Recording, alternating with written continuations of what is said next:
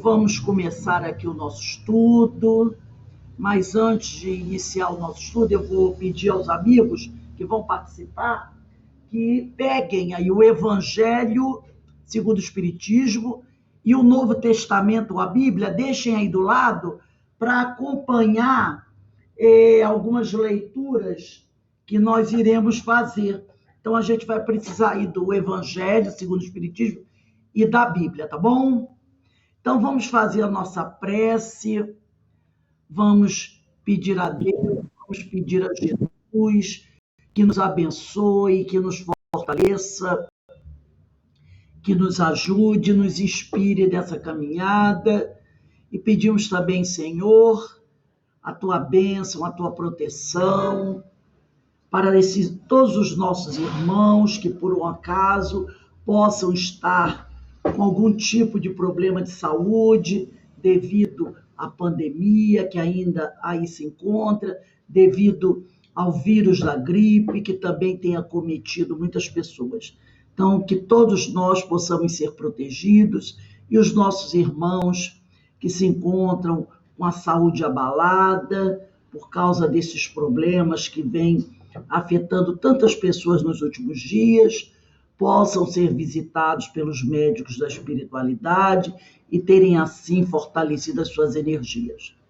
Assim, Senhor, envolvido por essas vibrações amorosas que vêm do alto, do coração dos espíritos amigos, te pedimos amorosamente que nos permita iniciarmos o nosso estudo da tarde de hoje. Graças a Deus.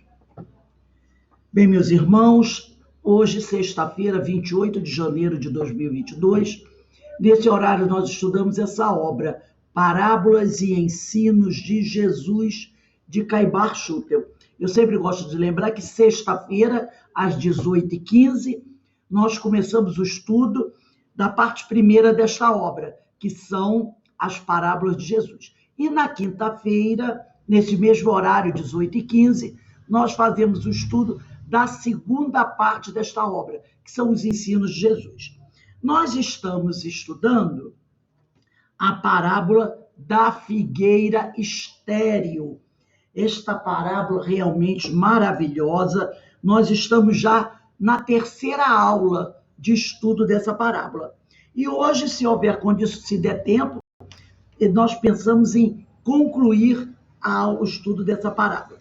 Nós estamos aqui nos comentários de Caibar Schutel sobre a parábola. Mas eu vou ler a parábola pelo livro, tá? Da primeira página do título da parábola, para a gente relembrar o tema. Então, diz assim, Parábola da figueira estéril.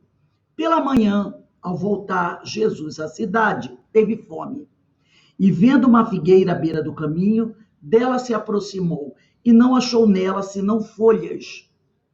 E disse-lhe, nunca jamais nasça de ti frutos. No mesmo instante, secou a figueira. E vendo isto, os seus discípulos maravilharam-se e perguntaram, como é que repentinamente secou a figueira? Respondeu-lhe Jesus, em verdade vos digo, que se tiverdes fé e não duvidardes, fareis não só o que foi feito à figueira, mas até se disserdes a este monte, levanta-te e lança-te ao mar, isto será feito. E tudo o que com fé pedirdes em vossas orações, haveis de receber. Esta parábola está no Evangelho de Mateus, capítulo 21, versículos 18 e 22, e no Evangelho de Lucas, capítulo 13, versículos de 6 até 9. Agora nós vamos pular uma folha, né? Para darmos continuidade ao estudo. Então, aí a gente pula uma folha e meia, mais ou menos. E nós vamos começar depois de 5 asteriscos. Tem 5 asteriscos no meio da folha que está mais à frente, né? E começa assim as reflexões do dia de hoje.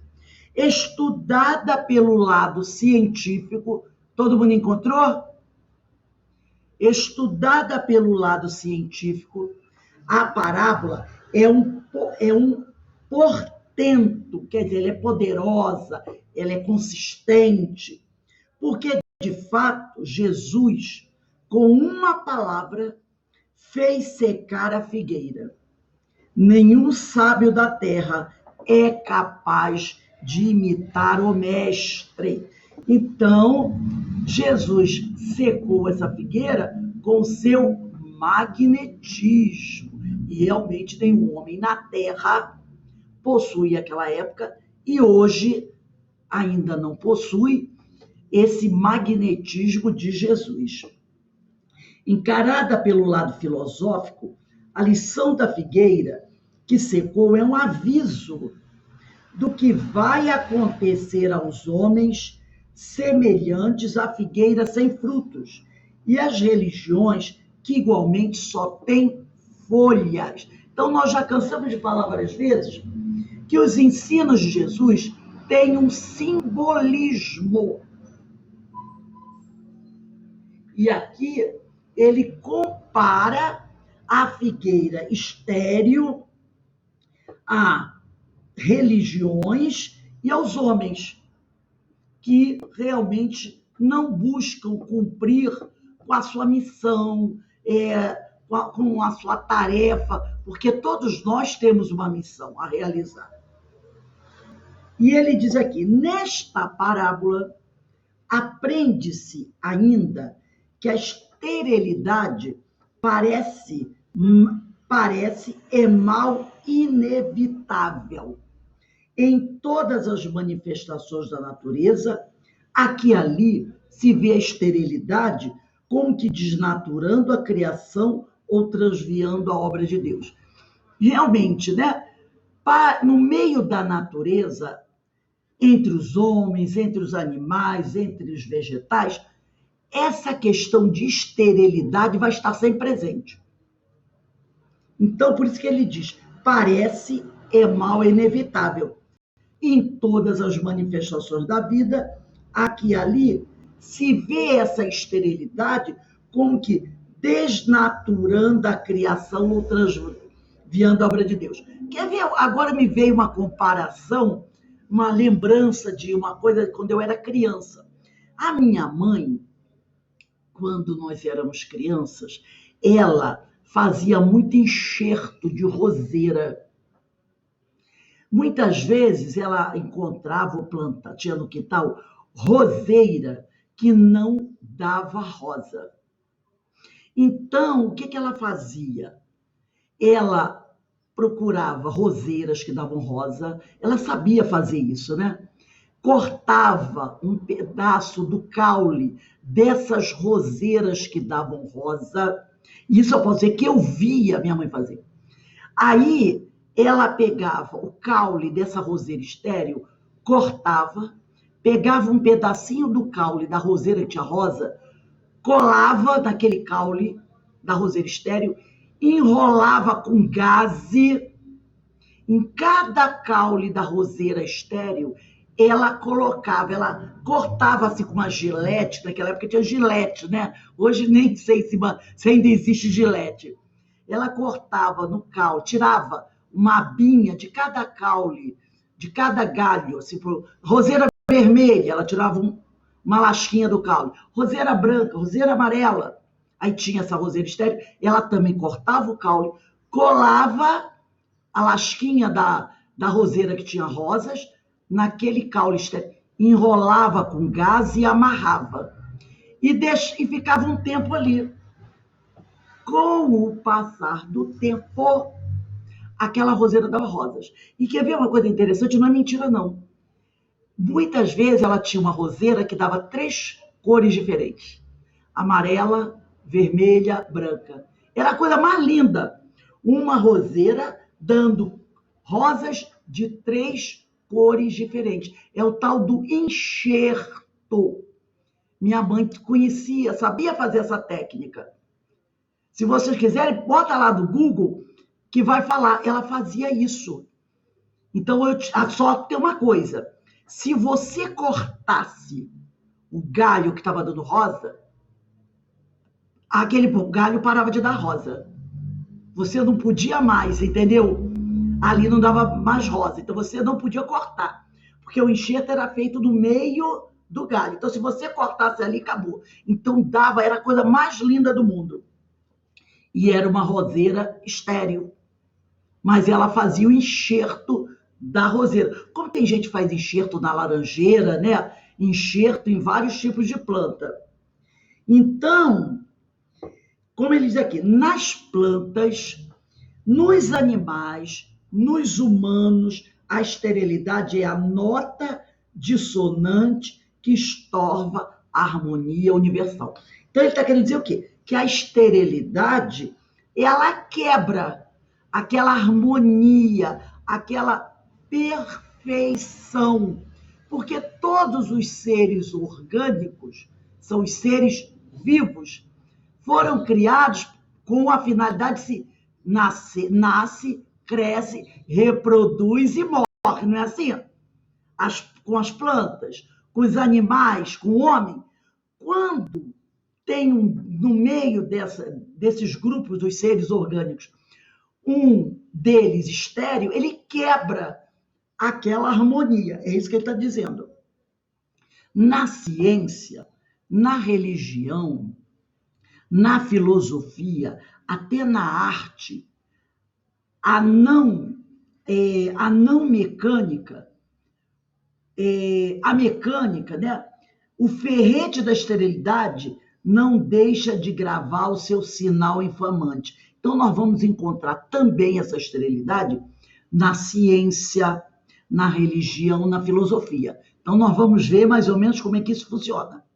Acontece, porém, que chegado o tempo propício, a obra estéril desaparece, para não ocupar inutilmente o campo de ação onde se implantou. Então, nós vamos encontrar também na ciência, na religião, na filosofia, até na arte, esse tipo de esterilidade. Aí ele está falando de um outro tipo de esterilidade, né? O que é essa ciência estéril? O que é essa religião estéril? O que é essa filosofia estéril? Essa arte estéril?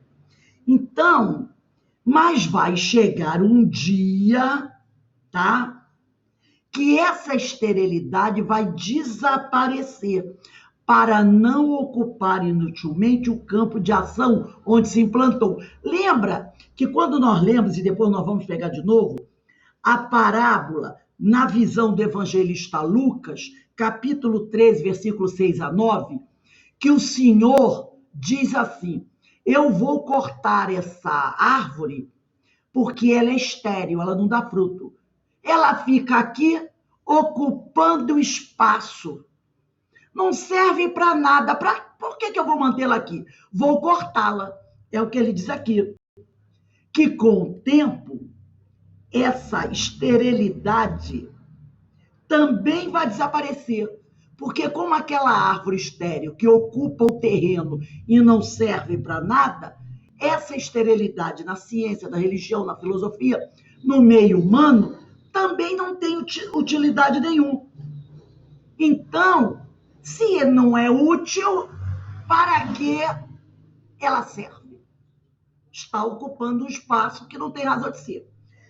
Vamos pegar aí o Evangelho na Bíblia Sagrada, o Evangelho de Mateus, capítulo 15. Mateus é o primeiro evangelista. Capítulo 15, versículo 13.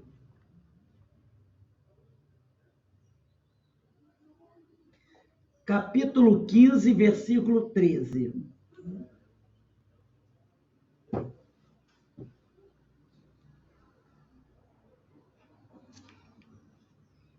Primeiro evangelista do Novo Testamento, tá? Mateus, capítulo 15, versículo 13. Eu vou até começar, em vez de começar, versículo 13, eu vou começar até no versículo 10, para a gente poder captar melhor a mensagem. No versículo 10, diz assim: e chamando a si as turbas, era Jesus que estava pregando, e chamando a si as turbas, disse-lhes: ouvi e entendei.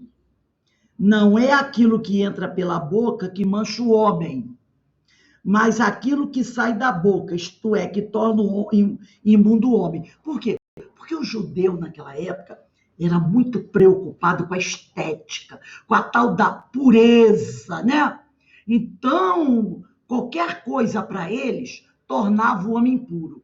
Comer uma certa comida, tocar em uma certa coisa, tocar numa mulher que estivesse menstruada, tocar isso, qualquer coisinha que se comesse numa hora inadequada, um tipo de alimento, ou fazer alguma coisa, tornava o homem impuro. Eles tinham muito essa preocupação com a pureza do corpo, né? E Jesus fala isso, que não é o que entra pela boca, porque justamente essa preocupação com o tipo de alimento, esse alimento é impuro. Então Jesus fala isso, não é o que entra pela boca que mancha o homem, mas aquilo que sai da boca, porque vem do coração, né? Isto é, que torna imundo o homem. Então, no versículo 12, aproximando-se dele os seus discípulos, disseram-lhe: Sabes que os fariseus, ouvindo estas palavras, se escandalizaram? Aquilo que Jesus tinha dito, que o que entra na boca do homem que torna, que o que sai da boca do homem que torna o homem puro, e não o que entra na boca. Aí os discípulos, cuidado, hein? Porque os fariseus se escandalizaram com as suas palavras. Ele, Jesus, respondendo, disse: Toda a planta que meu Pai Celestial não plantou será arrancada pela raiz. Olha aí. Toda a planta que meu Pai Celestial não plantou será arrancada pela raiz. Perceberam? É mais ou menos parecido com a história da figueira estéril, lembra? Que o Senhor falou: arranca essa planta, ela é estéril, está ocupando aí o terreno, poderíamos até colocar outra coisa no lugar dela, ela não serve para nada. Então Jesus falou aqui: toda a planta que meu Pai Celestial não plantou será arrancada pela raiz. Agora vamos dar uma olhadinha em João, que é o último evangelista. Você vai ter lá Mateus, Marcos, Lucas e João. João no capítulo 15, versículo 1 e 2. João, o último evangelista, capítulo 15.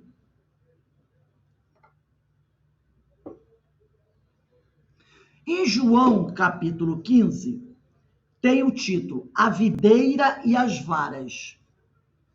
Versículo 1. Eu sou a verdadeira vide, quer dizer, eu sou a verdadeira videira. E meu pai é o agricultor. Toda a vara que não dá fruto em mim, ele a cortará. E toda a que der fruto, podá-la para que dê mais abundante fruto. Porque não é assim que o agricultor faz? Normalmente, depois da colheita, ele pega aquela plantação, dá uma podada, não é assim que faz?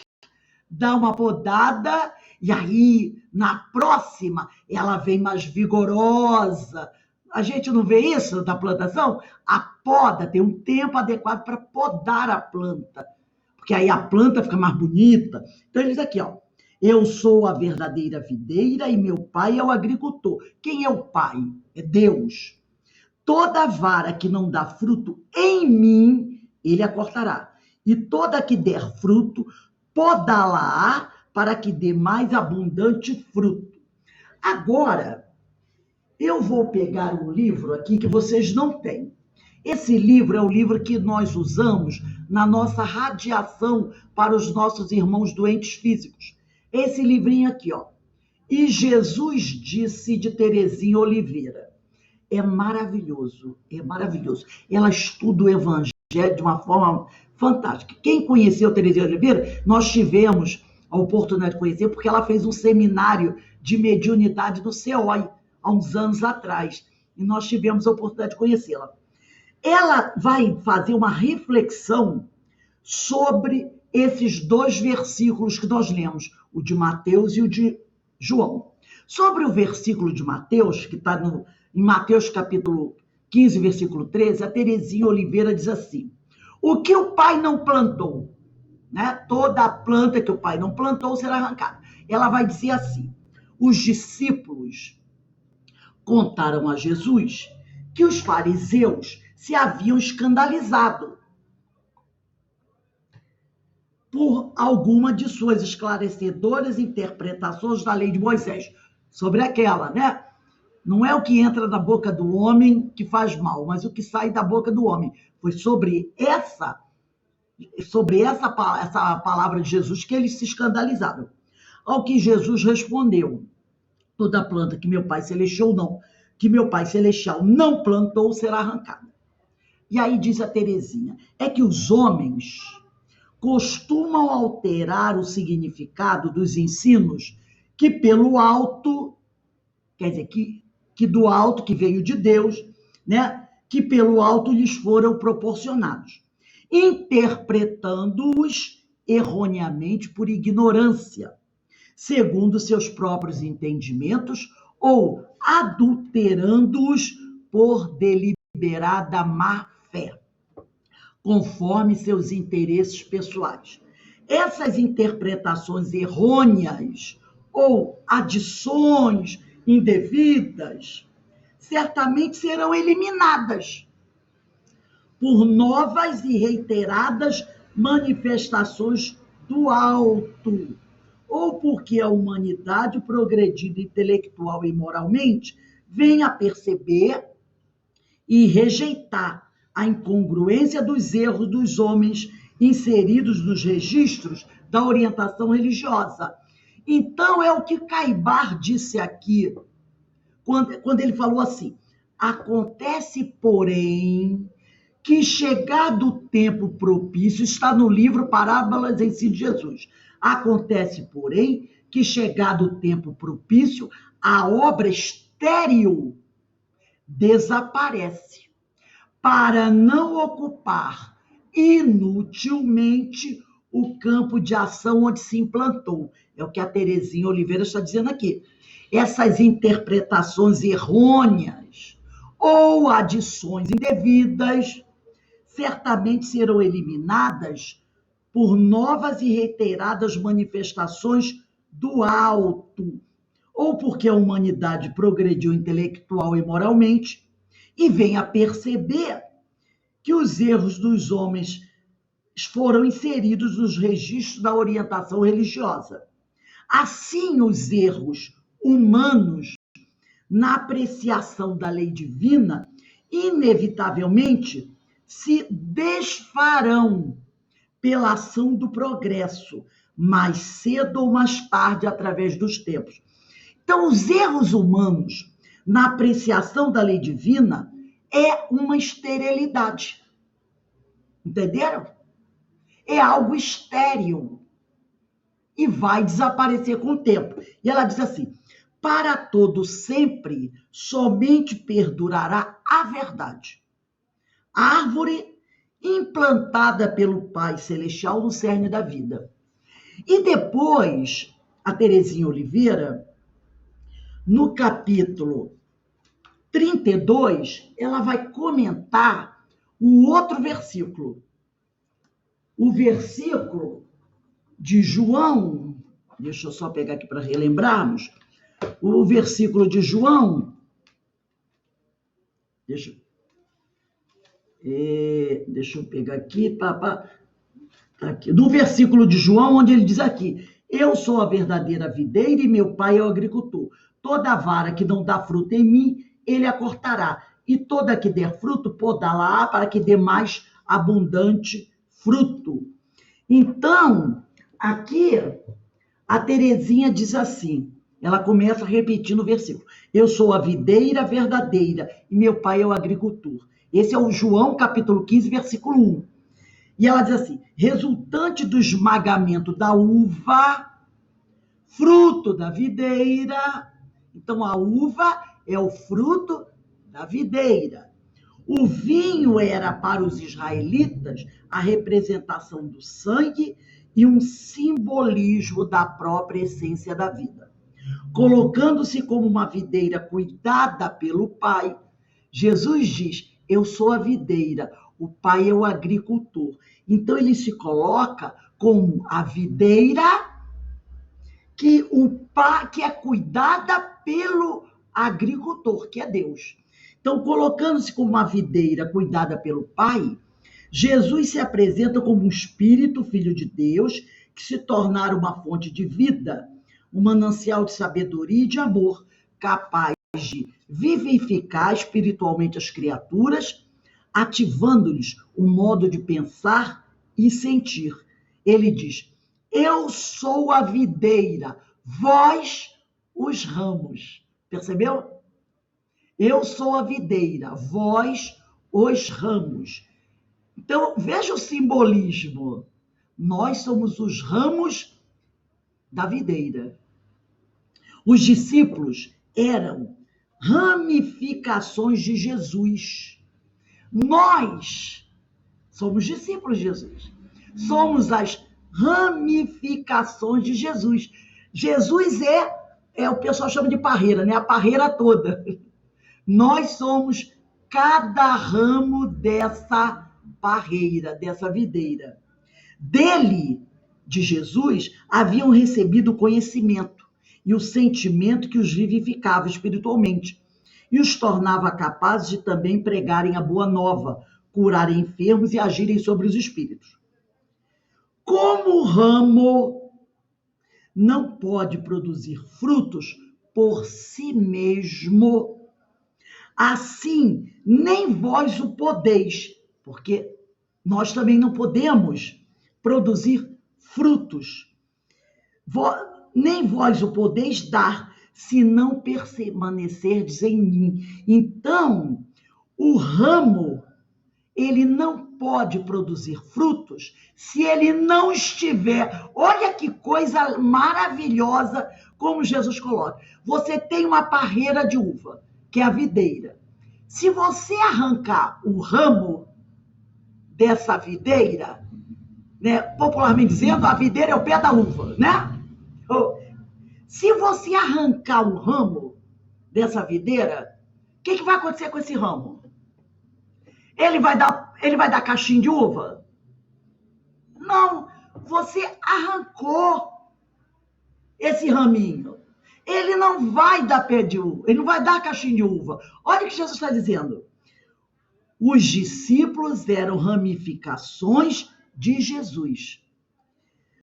Como o ramo que é arrancado da videira não pode produzir fruto por si mesmo, assim, nem vós, que são os discípulos, que são os ramos, também não podeis dar se não permanecerdes em mim. O ramo só vai dar cachinho de uva se ele estiver ligado à videira.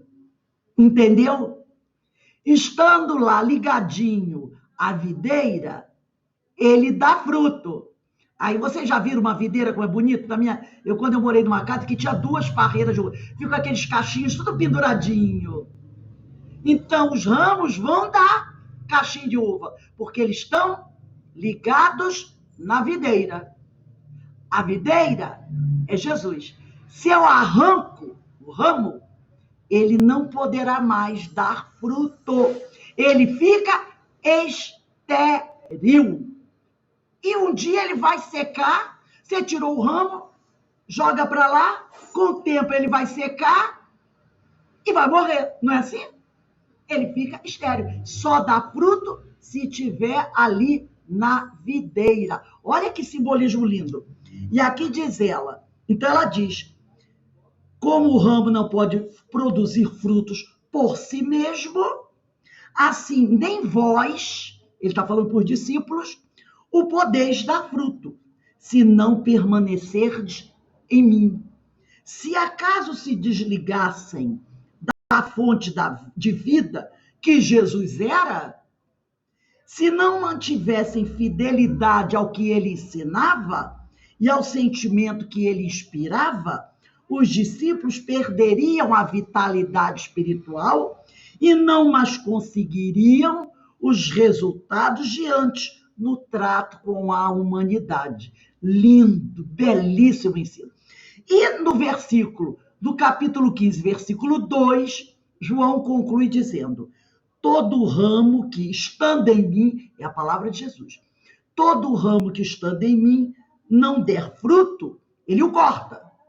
Ora, se um ramo que estiver ligado a dele não der fruto, ele o corta.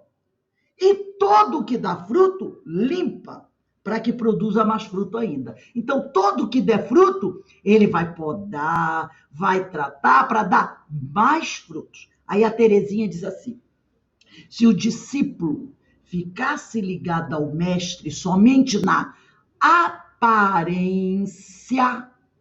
mas nada de bom fizesse, perderia a conexão real com o mestre. Ora, se uma pessoa está ligada ao mestre somente na aparência, mas nada de bom faz, não é a planta estéril? O discípulo verdadeiro, realizador de boas obras, receberia ajuda para produzir ainda melhor. Se ele está se esforçando por se melhorar, ele está ligado no Cristo. E aí ele vai receber ajuda para produzir cada vez mais. Nisto é glorificado meu Pai, em que deis muito fruto. Deus nos criou para um fim bom e útil no universo, diz a Terezinha. Quando realizamos os desígnios para os quais fomos criados, quando agimos fazendo o bem que sabemos e podemos realizar, repara só o que ela diz, quando agimos fazendo o bem que sabemos, não está pedindo nada de impossível a ninguém. Quando agimos fazendo o bem que sabemos e podemos realizar. Então, é o bem que eu tenho condições de fazer. Porque o Senhor não me pede nada além do que eu posso fazer. E ela diz assim: cada boa obra que produzimos atesta a sabedoria e bondade do nosso Criador e Pai. Permaneçamos com Cristo para termos vida. Permaneçamos ligados à videira. E glorifiquemos a Deus fazendo o bem. Então, ela fez uma interpretação fantástica sobre esse tema esterilidade. Sabe, gente? É um livrinho, se vocês puderem, comprem. É baratinho, não é caro. Ele é desses livrinhos pequenos, quase o tamanho do livro de bolso. O título é E Jesus Disse. Ela pega os versículos de Jesus e estuda de uma forma lindíssima. É o livro que nós estudamos na nossa radiação para doenças físicas, que acontece toda quinta-feira, começa assim por volta de 8h50, né? Agora vamos voltar para o livro do Caibar, onde ele diz assim: a figueira estéril da parábola é a exemplificação de todas essas manifestações anômalas, quer dizer, anormais, que se desdobram às nossas vistas. Para não sair do tema em que devemos permanecer, e constitui o objetivo deste livro, vamos comparar a figueira estéril, agora ele está comparando a figueira estéril, com as ciências humanas e as religiões sacerdotais. Agora ele vai fazer uma pergunta. À primeira vista, não parece ao leitor que a parábola se adapta perfeitamente a estas manifestações do pensamento absoluto e autoritário? Religião, ciência, porque às vezes é aquela coisa, só acredita no que vê, né? E religioso, muitas vezes autoritário. Um grande exemplo disso foi a Inquisição. Não estamos falando nem mais nada, né? Mais autoritário que aquilo. Vemos uma árvore, reconhecemos nessa árvore uma figueira. Está bem troncada, bem enfolhada, quer dizer, uma folhagem bonita, bem adubada. Vamos procurar figos e nenhuma fruta encontramos. Vemos uma segunda árvore, que deve ser a da vida. Reconhecemos nela uma religião que já permanece há muitos anos e vem sendo transmitida de geração a geração. Procuramos nela verdades que iluminem, consolos que fortifiquem, ensinos que instruam, fatos que demonstrem, e nada disso achamos a respeito da grande quantidade de adubo que lançam em redor dessa mesma árvore. Aqui, o Caibar, ele falou, a primeira árvore que ele citou, vemos uma árvore. Essa árvore que ele está falando aqui é a ciência. E quando ele diz, vemos uma segunda árvore, ele está falando da religião. Só que nós vamos parar e fazer uma observação aqui. Este livro foi publicado em 1928, tá? 1928. Há 94 anos atrás, tá? Então, o Caibar, aquela época, 94 anos atrás, logo depois da Primeira Guerra Mundial, e bota aí uns 10 anos antes da Segunda, ele e a doutrina espírita era muito atacada pela religião católica. E a gente entende daquela época a religião católica era a religião predominante, a mais forte, aquela coisa arada toda. Então, a Igreja Católica, os sacerdotes católicos, atacavam o que não era catolicismo. Qualquer religião, espiritismo, as religiões espiritualistas, Umbanda, Candomblé, as religiões protestantes, atacavam de forma implacável. E nas obras de Caibar, tem uma obra onde ele apresenta algumas cartas que ele travava um debate com alguns sacerdotes, que ele tinha um jornalzinho, né, da editora Clarim, ele publicava no jornal os estudos, textos, artigos espíritas. E um padre respondia no jornal, mandava a resposta para os artigos dele. E respondia metendo um malho, crítica. E ele fazia um grande debate com esses sacerdotes, né? Mostrando a doutrina, e os sacerdotes criticando a doutrina. Era uma guerra muito grande.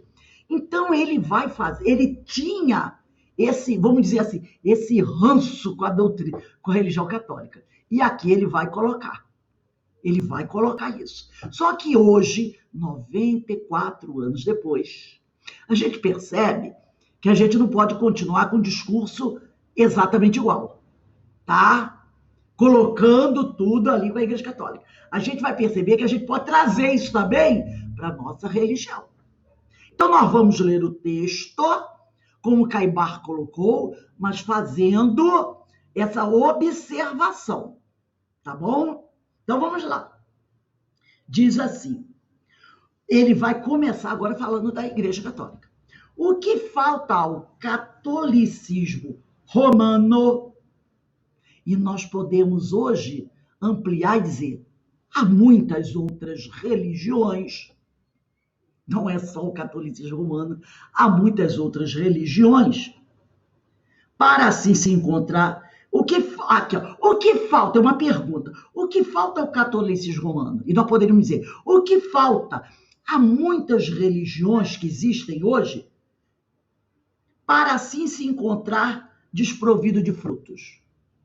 Sim, não é só a Igreja Católica, a religião católica. Há muitas outras religiões por aí que também se encontram desprovidas de frutos.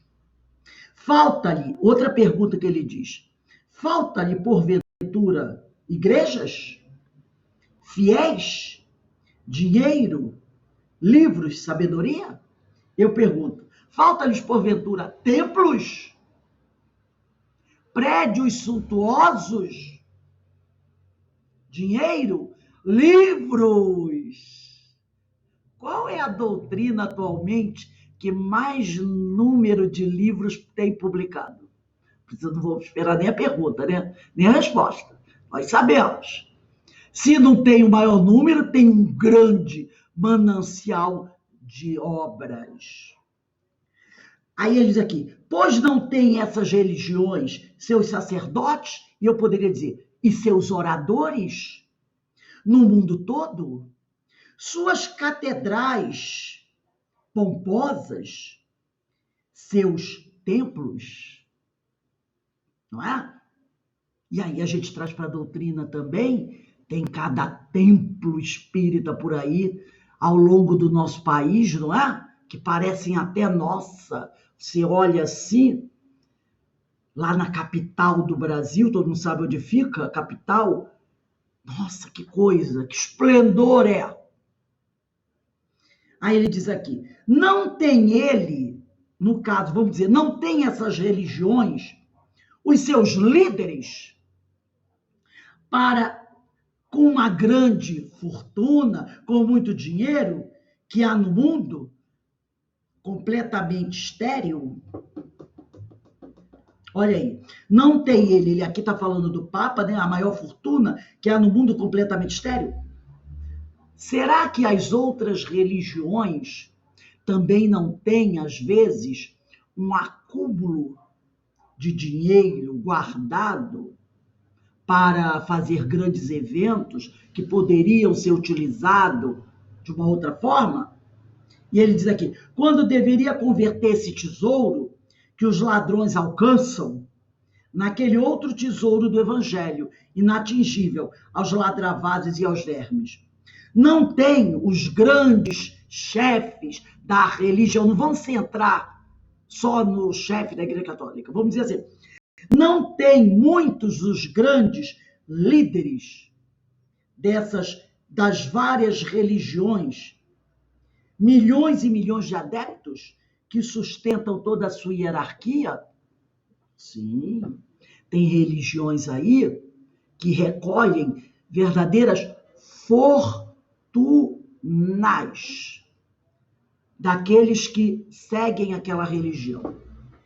Tem líderes religiosos aí que têm aviões de última geração, que têm iates, mas não é aquela canoinha naquele barquinho que cabe 2, 3 pessoas, não. Iates fantásticos, que são verdadeiros palácios flutuantes, que têm carros, vivem mansões. Não tem, gente? Tem. Agora, também isso em todas as religiões, inclusive na doutrina espírita. Tem. Tem aqueles oradores que vendem livros e livros e livros e recolhem uma verdadeira fortuna. E muitas vezes dão uma parcela pequenininha para a caridade.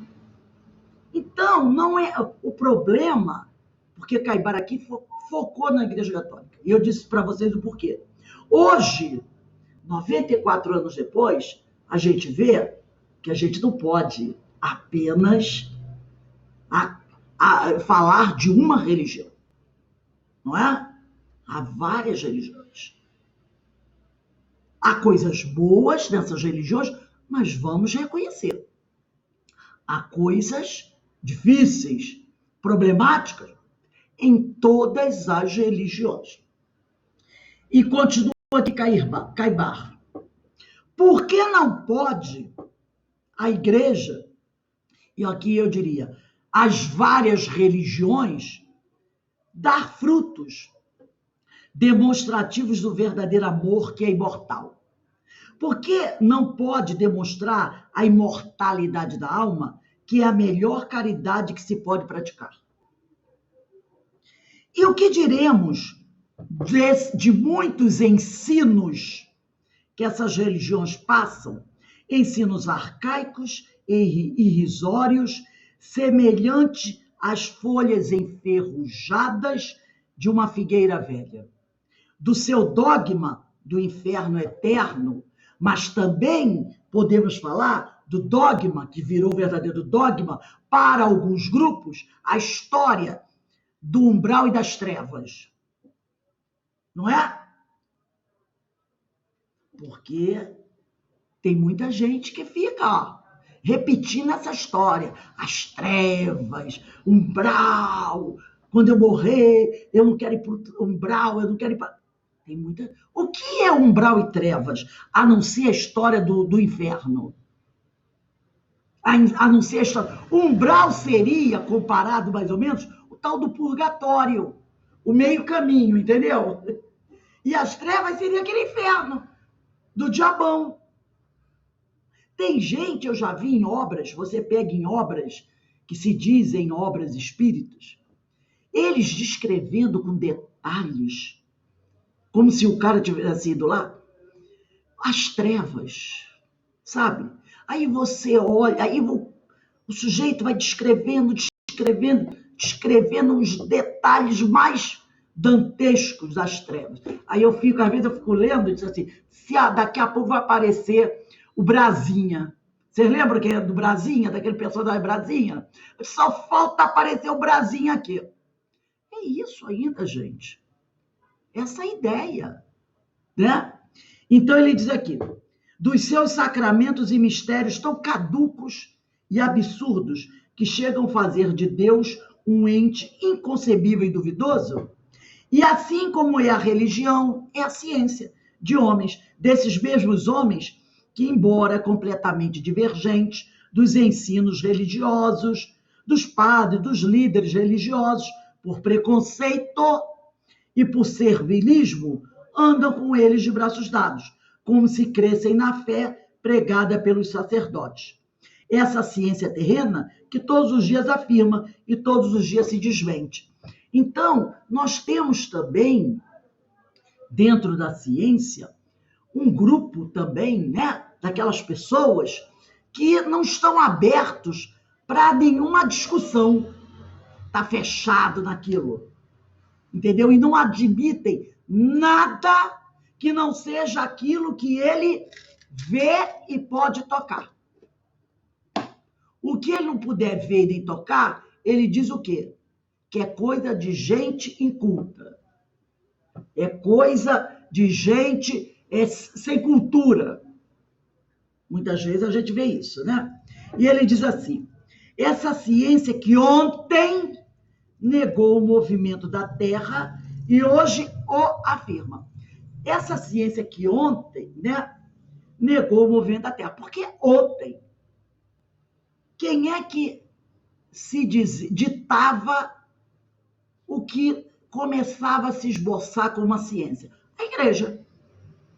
Era a igreja.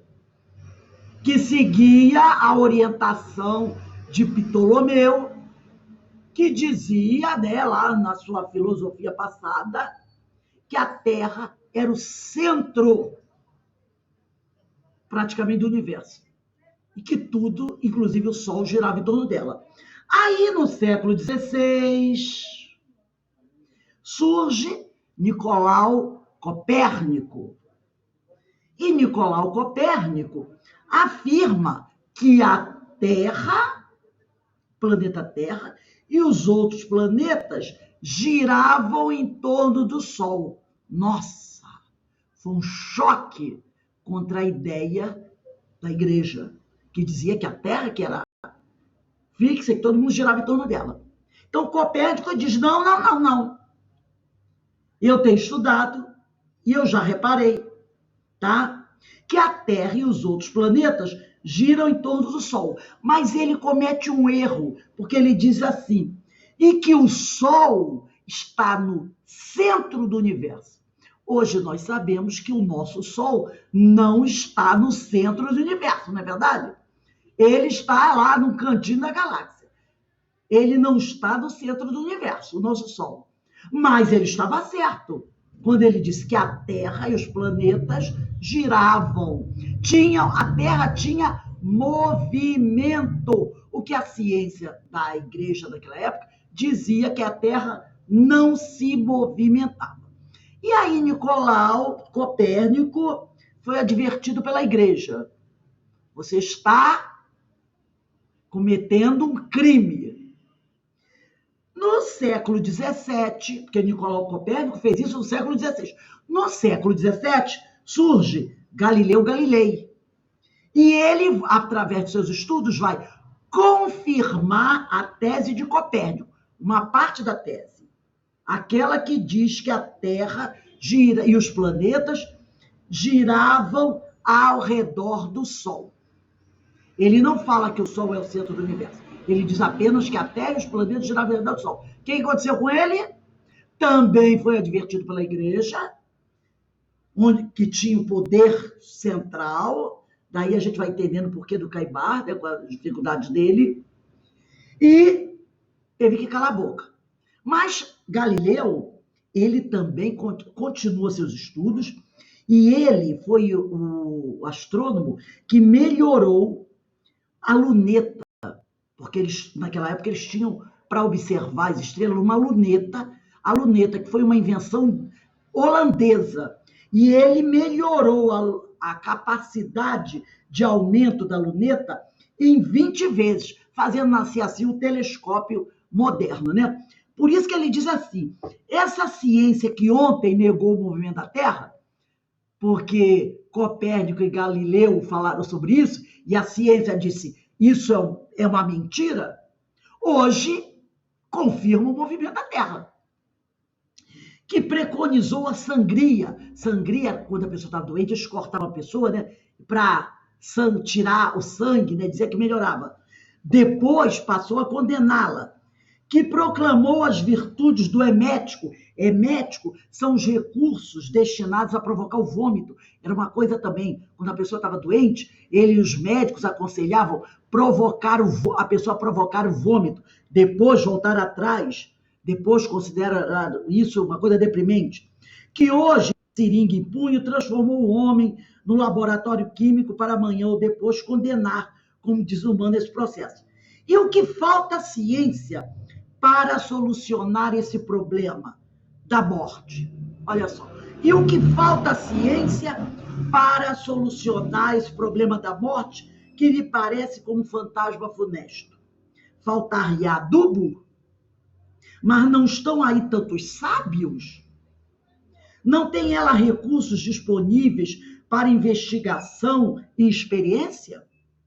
Não lhe aparecem a todos os momentos fatos e mais fatos de ordem supramateriais, metamateriais, para serem estudados com método? Quer dizer, o que falta? Assim, a ciência tem tudo. O que falta ela para estudar e acreditar que ninguém morre?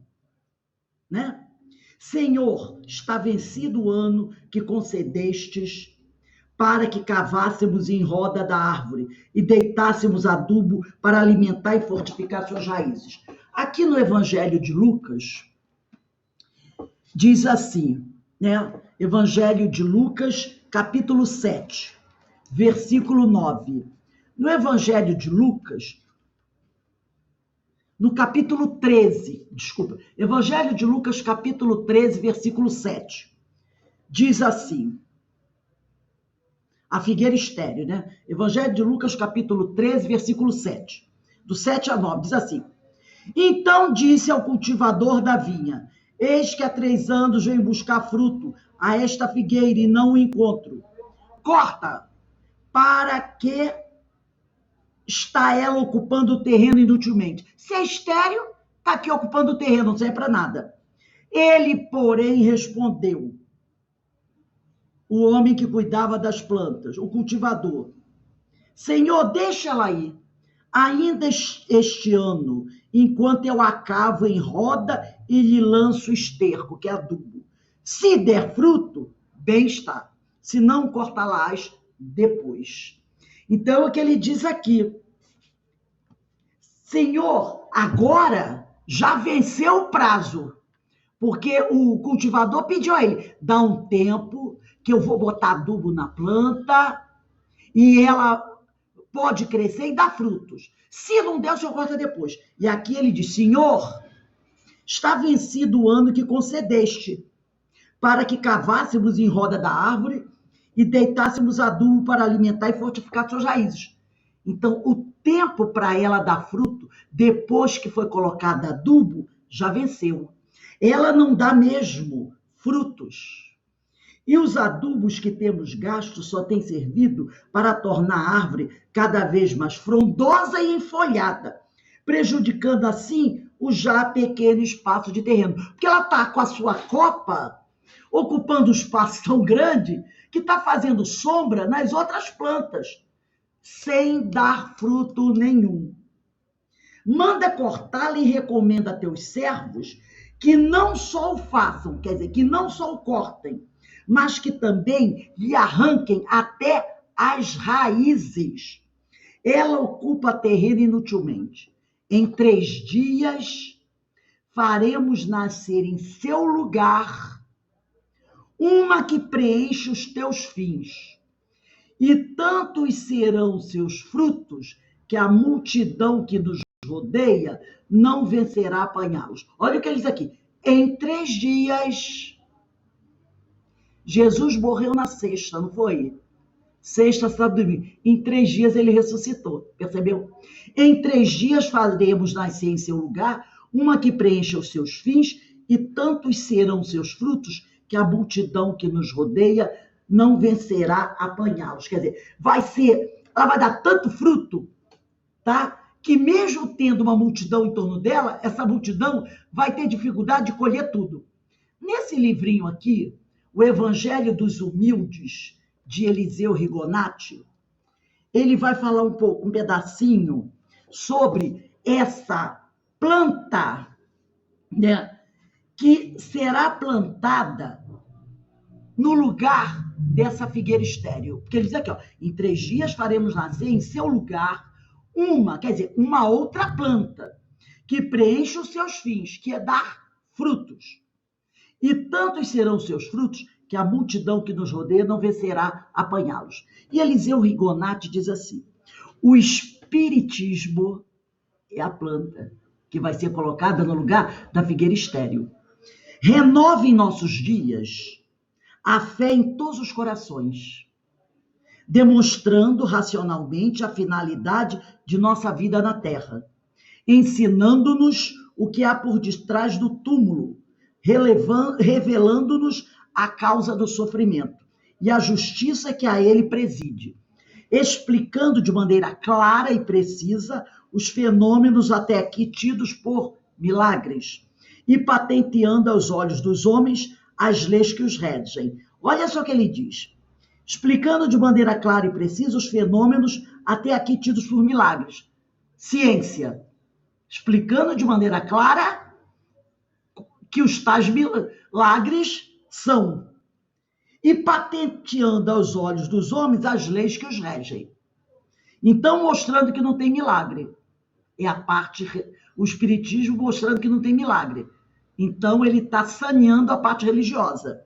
E patenteando aos olhos dos homens as leis que regem esses fenômenos. Isso é ciência. O espiritismo faz com que seus adeptos tenham uma fé firme e inabalável, porque é uma fé racional.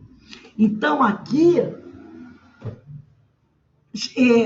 o Eliseu Rigonati está nos dizendo que essa planta que vai ser plantada no lugar da figueira estéril é o espiritismo, que dará tantos frutos que a multidão não vencerá apanhá-los. E encerrando, diz o Caibar, a esterilidade é mal incurável, que se manifesta nas coisas físicas e metafísicas.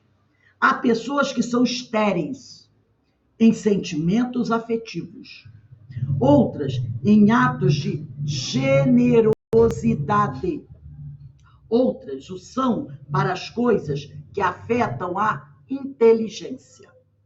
Por mais que se ensinem, por mais que se exaltem, por mais que se ilustrem, as mesmas permanecem como a figueira da parábola, estéril. Não há esterco, não há adubos, não há orvalho, não há água que se façam frutificar. Estas, só o fogo tem poder sobre elas. E a gente vai encerrar o estudo de hoje, e ele é bem contundente, né? Tem certas árvores estéreis que só o fogo pode destruí-las. E a gente vai encerrar o nosso estudo de hoje com uma mensagem do Evangelho segundo o Espiritismo sobre a figueira estéril e que é um alerta para os médiuns. Vamos pegar o Evangelho no capítulo 19, A Fé Transporta Montanhas, item 10. É como nós vamos encerrar o nosso estudo da parábola da figueira estéril. Capítulo 19, item 10.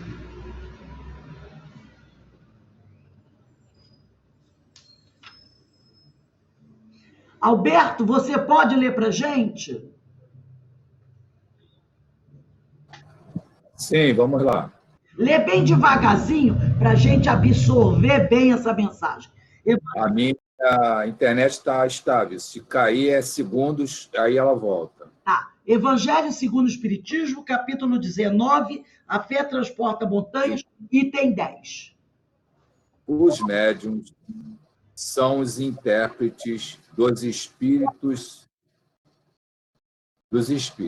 suprem nestes últimos, né, nos espíritos, a falta de órgãos materiais pelos quais transmitam suas instruções. Então, por falta dos órgãos, eles utilizam os médiuns.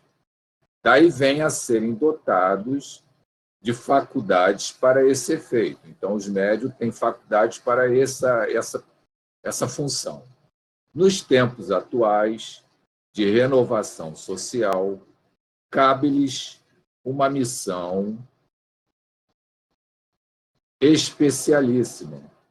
São árvores destinadas a fornecer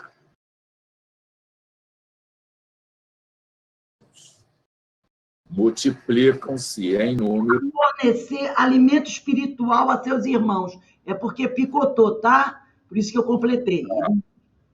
Tá. Multiplicam-se em número para que abunde o alimento.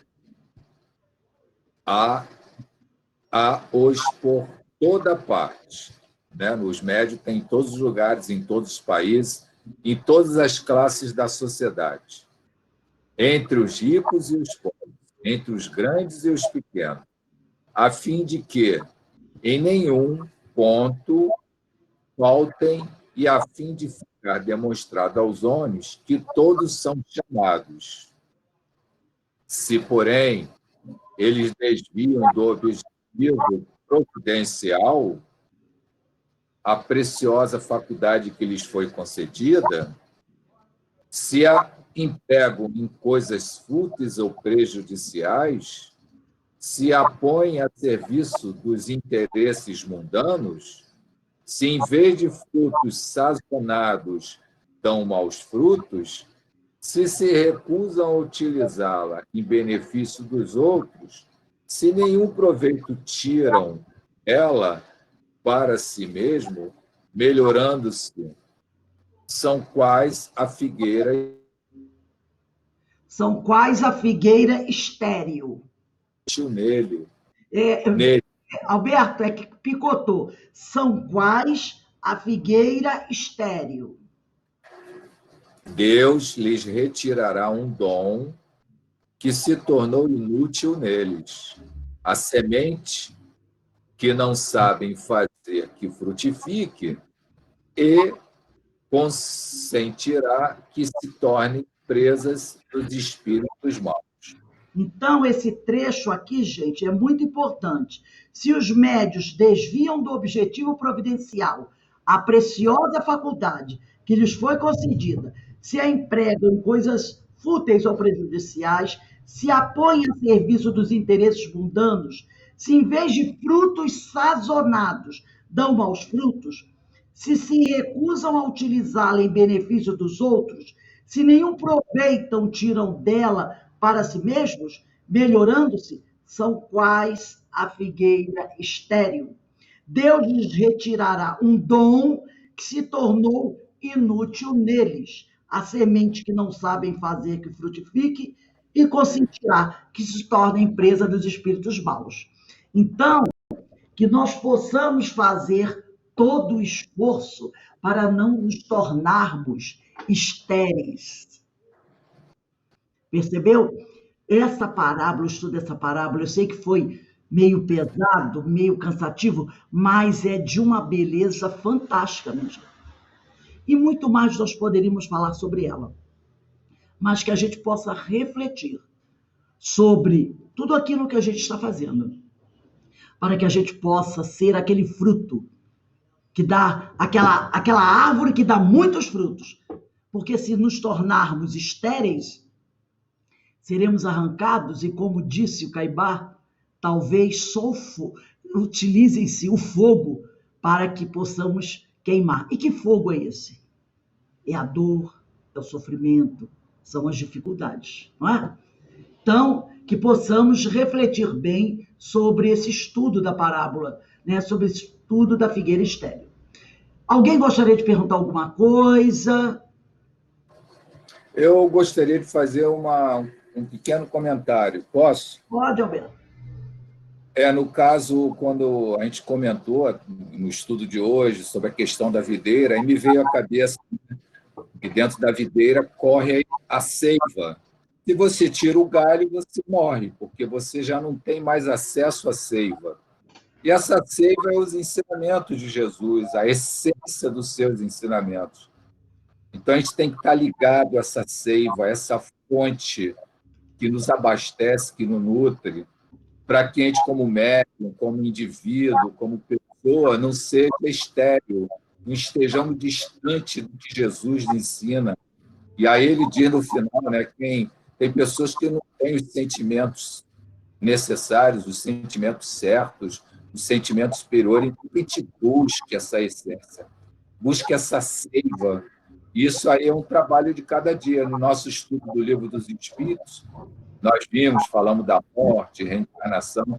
Então, que a gente se prepare com a seiva de Jesus, nessa encarnação, para quando chegar a morte, a gente morrer, mas no desenlace a gente está mais preparado para retornar à vida espiritual com conquistas. Né? E a gente vê como é que o mundo está perdido em tanta coisa. Né? Quantas ideias na ciência, na religião, na política, quantas coisas desvirtuam, né? Até de considerar a Terra plana, coisas estéreis completamente. É verdade, é verdade. Eu me lembrei agora, são aqueles adeptos ainda de Ptolomeu, que é um filósofo que viveu antes do Cristo. Né? Antes do Cristo, Ptolomeu, se eu não me engano. Então, olha só, tem pessoa voltando lá no tempo. No medieval. Querendo ressuscitar essas teorias, mais do que medievais, antes do Cristo, muito mais, né? Então, a gente vê que loucura.